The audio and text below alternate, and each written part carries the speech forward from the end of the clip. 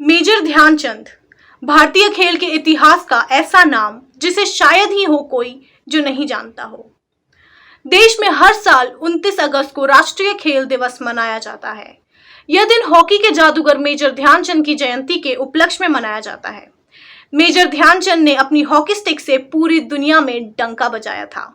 उन्होंने भारत को लगातार 3 ओलंपिक खेलों में गोल्ड मेडल जिताया था।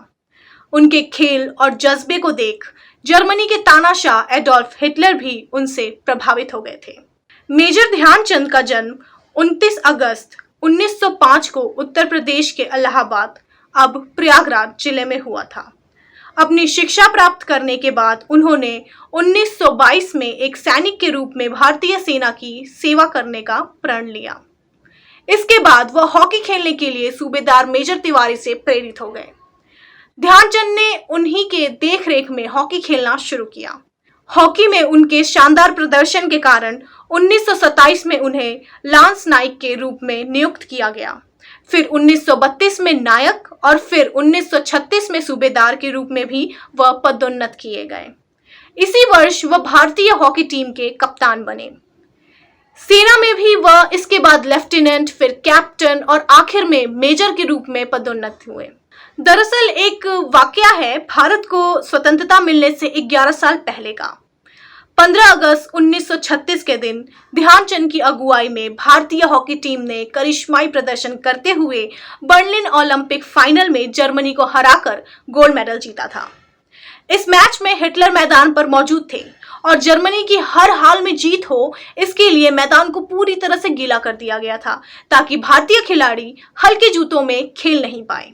बर्लिन ओलंपिक के फाइनल में हाफ टाइम तक भारतीय खिलाड़ी काफी परेशानियों में दिखे, लेकिन ब्रेक के बाद मेजर ध्यानचंद ने कुछ ऐसा किया जिसे देखकर स्टेडियम में मौजूद सभी दर्शकों के साथ साथ खुद हिटलर भी चौंक गए। ध्यानचंद ने ब्रेक के बाद बिना जूतों के मैदान में उतरने का फैसला किया। परिणाम स्वरूप भारत ने जर्मनी को 8-1 से रौंदकर गोल्ड मेडल अपने नाम कर लिया। हिटलर भी हुए दद्दा से प्रभावित। मेजर ध्यानचंद को प्यार से दद्दा कहकर भी संबोधित किया जाता था। बर्लिन ओलंपिक फाइनल में हिटलर मेजर ध्यानचंद के खेल से इतने ज्यादा प्रभावित हुए कि उन्होंने दद्दा को जर्मनी की नागरिकता ऑफर की और अपनी आर्मी में फील्ड मार्शल के पद की भी पेशकश की। ओलंपिक के बाद हिटलर ने उन्हें डिनर पर आमंत्रित भी किया। हिटलर ने उन्हें जर्मनी की तरफ से हॉकी खेलने का प्रस्ताव भी दिया था, लेकिन मेजर ध्यानचंद ने इसे ठुकरा दिया और कहा कि उनका देश भारत है और वह सिर्फ उसके लिए ही खेलेंगे। यह पल भारत के लिए सबसे ज्यादा गर्व का पल था। मेजर ध्यानचंद ने अपने करियर में 400 से अधिक गोल किए, जबकि अपने पूरे करियर में उनके नाम लगभग 1000 गोल दर्ज है। भारत सरकार ने ध्यानचंद को 1956 में देश के तीसरे सर्वोच्च नागरिक सम्मान पद्म भूषण से सम्मानित किया।